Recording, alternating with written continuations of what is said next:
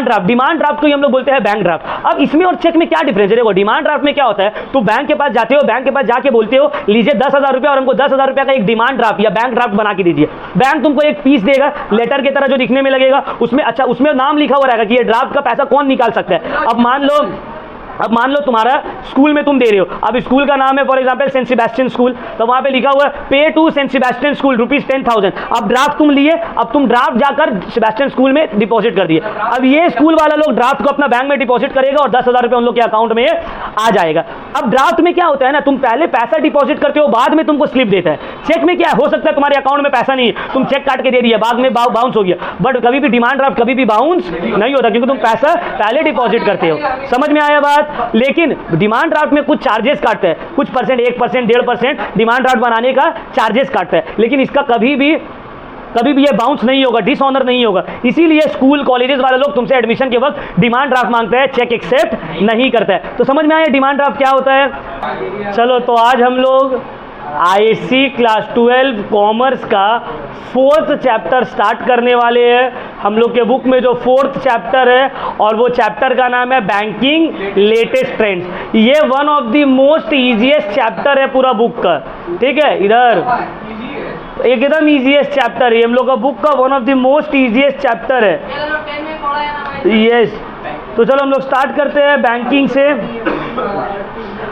तो बैंकिंग में जो टेक्नोलॉजी यूज हो रहा है और लेटेस्ट जो ट्रेंड्स है उसको हम लोग पढ़ने वाले हैं, जिसमें से सबसे पहले आ रहा है आरटीजीएस।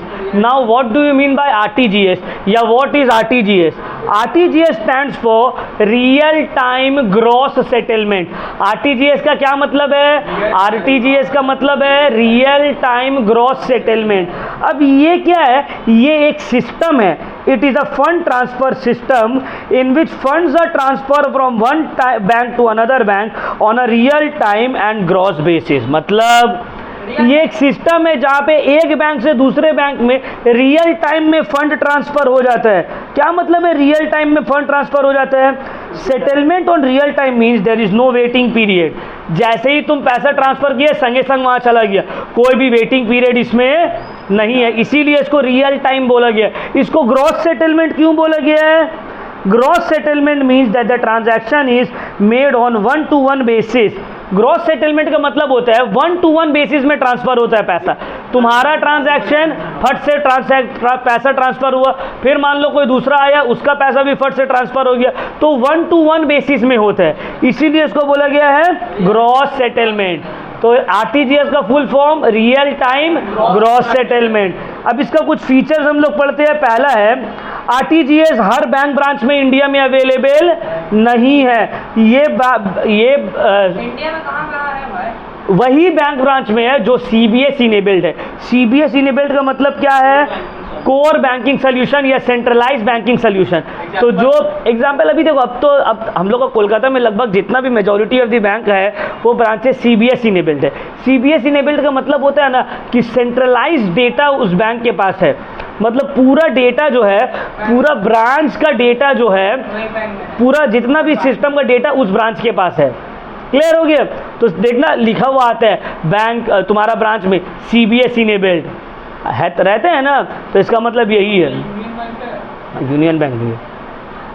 चलो नेक्स्ट है आरटीजीएस जो है ये इंडिविजुअली ट्रांजैक्शन सेटल्ड करता है 1-to-1 बेसिस में। क्लियर हो गया?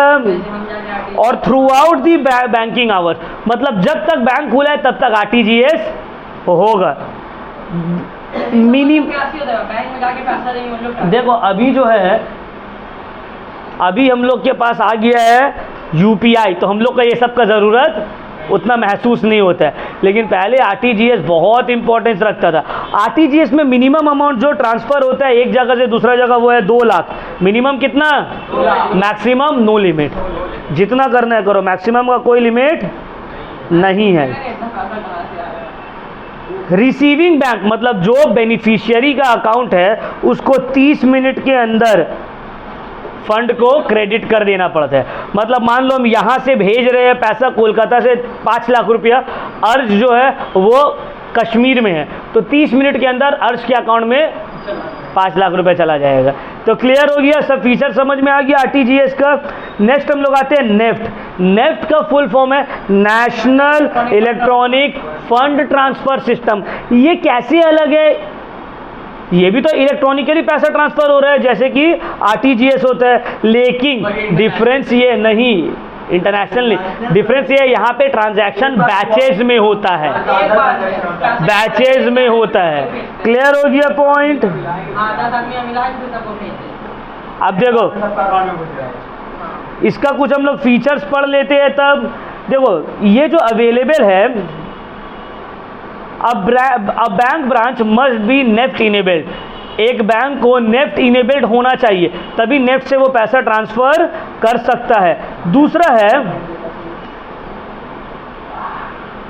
अगर तुमको नेफ्ट के थ्रू पैसा ट्रांसफर करना है तो मैक्सिमम अमाउंट जो तुम ट्रांसफर कर सकते हो वो है 49,999 मैक्सिमम अमाउंट।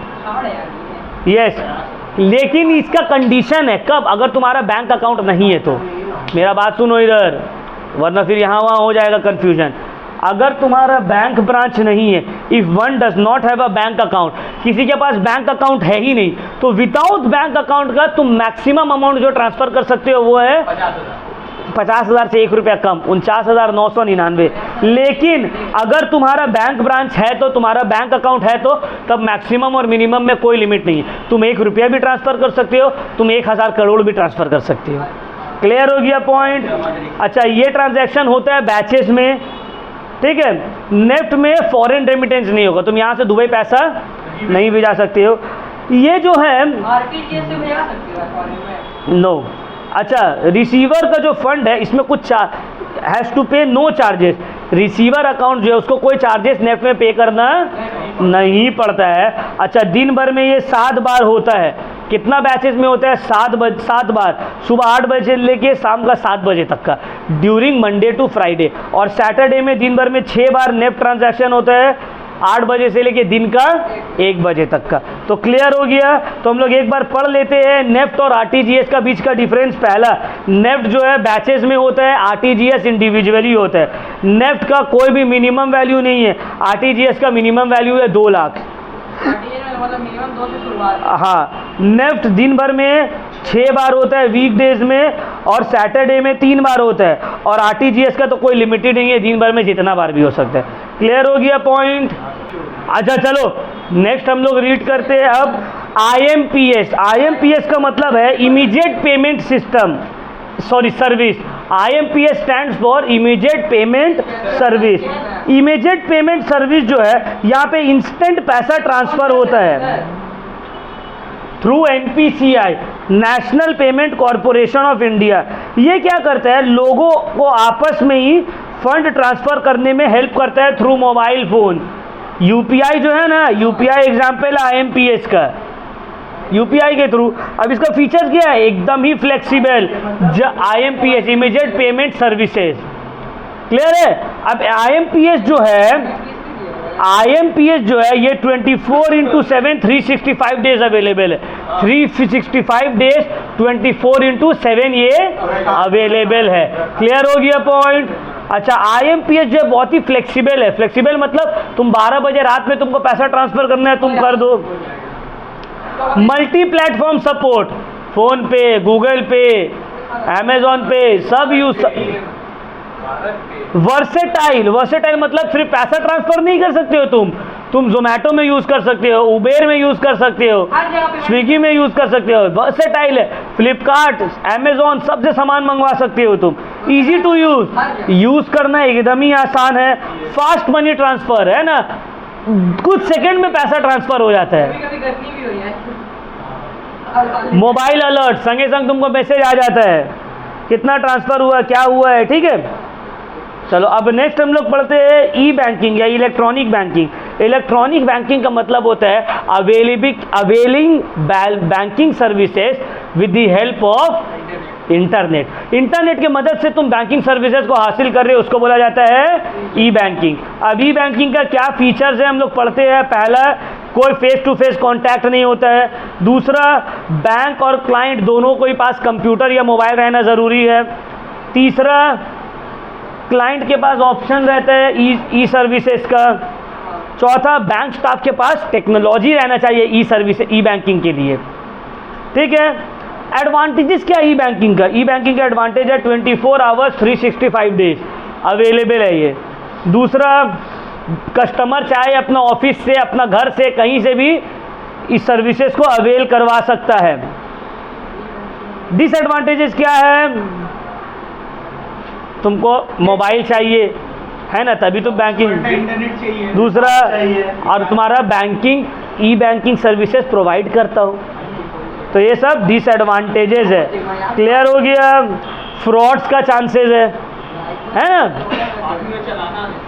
और सर ई-बैंकिंग मतलब क्या सर? फोन पे टाइप का? नहीं, फ़ोन पे लो। ई बैंकिंग मतलब तुम्हारा आईडी पासवर्ड है, तुम बैंक में लॉग, हाँ यस एग्जैक्टली। You know SBI.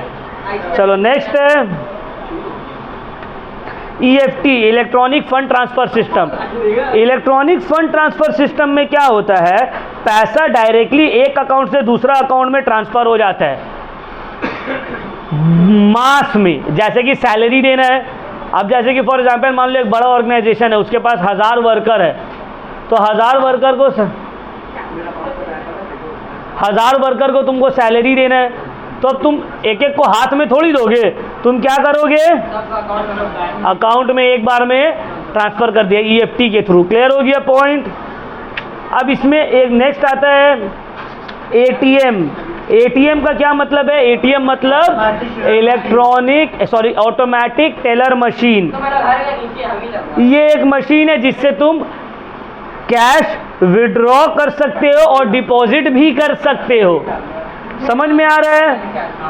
इसका एक कार्ड रहता है ATM कार्ड, जिसको यूज करके तुम 24 आवर्स 365 डेज कैश विड्रॉ कर सकते हो।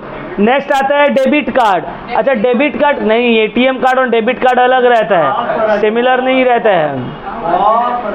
डेबिट कार्ड का मतलब क्या है? तुम्हारे अकाउंट में पैसा डिपॉजिट किया हुआ है, उसको तुम विड्रॉ कर सकते हो using your debit card. ATM card का है सर। और क्रेडिट कार्ड क्या हो गया?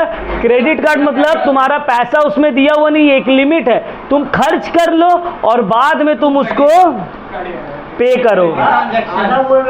इंटरेस्ट के साथ दो। नहीं, क्रेडिट कार्ड में अगर तुम टाइम में पे करोगे तो तुमको इंटरेस्ट नहीं देना पड़ेगा। पेनल्टी चार्ज करेगा। उसके अगर तुम टाइम में नहीं पे करते हो तब तुमको इंटरेस्ट देना होगा। सर 3 दिन का तो टाइम रहता है, 40 दिन। 45 डेज, कहीं 40 डेज।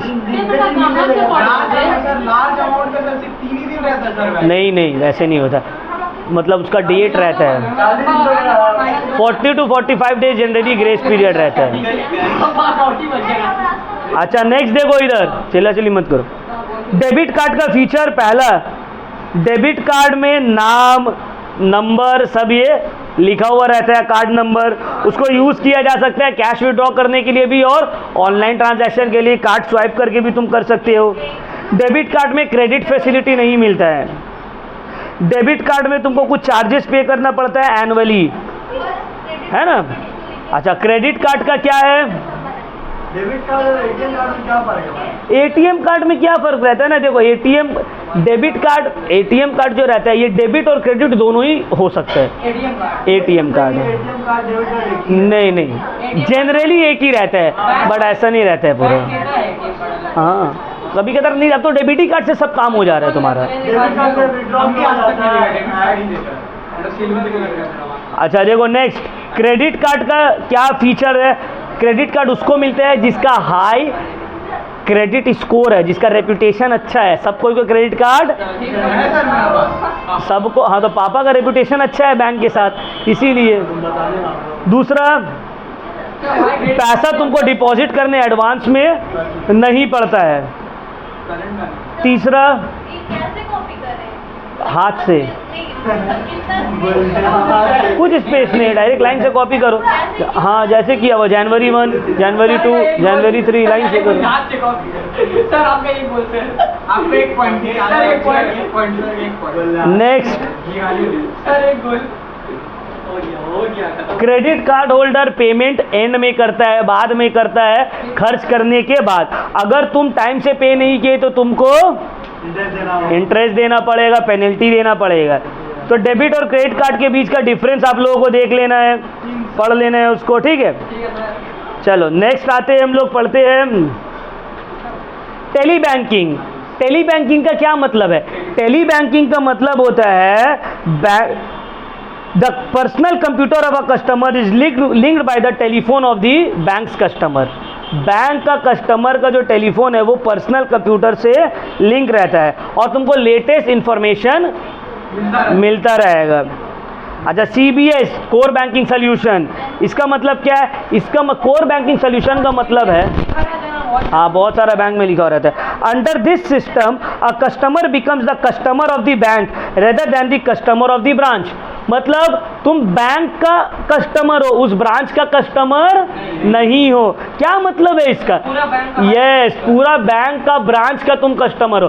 जैसे कि हम अगर SBI में अकाउंट खुलवाए, अगर SBI CBS इनेबल्ड है तो हम SBI का कस्टमर बने। भले हम पिकनिक गार्डन का ब्रांच में अकाउंट खुलाए हो या पार्क सर्कस का खुलाए हो या तोपसिया का खुलाए हो, कहीं का भी ब्रांच हम खुलाए हो, कहीं पे भी हो, लेकिन हम कस्टमर पूरा SBI का है। हम कोई भी ब्रांच में जाकर सर्विसेज को अवेल कर सकते हैं। क्लियर हो गया पॉइंट? कोई डाउट? चलो नेक्स्ट, क्या इसका एडवांटेजेस है? इंस्टेंट फंड ट्रांसफर होता है CBS ब्रांचेस में। कोई भी ब्रांच से जाके तुम कैश डिपॉजिट या विड्रॉ कर सकते हो, कोई भी ब्रांच में जाके पासबुक को अपडेट कर सकते हो। समझ में आ रहा है? ये सब फैसिलिटी है CBS ब्रांच का। नेक्स्ट आते हैं हम लोग SMS अलर्ट। अच्छा, मोबाइल बैंकिंग। मोबाइल बैंकिंग का मतलब available banking services using mobile. हम लोग ऐप डाउनलोड कर लिए, ऐप डाउनलोड करके जो है चला रहे हैं।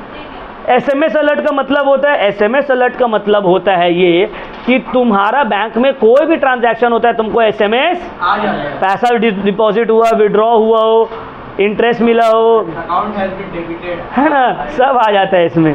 बहुत सारा टाइम तो ऐसा होता है SMS अलर्ट में, तुम ATM से तुम्हारा पैसा निकला नहीं है लेकिन SMS आ गया। बहुत सारा टाइम ऐसा होता है, तुम कार्ड डाल के पिन टाइप किए, वहाँ पे घड़ आवाज आ रहा है, 10,000 निकल रहा है, लो SMS आ गया, 10,000 डेबिटेड।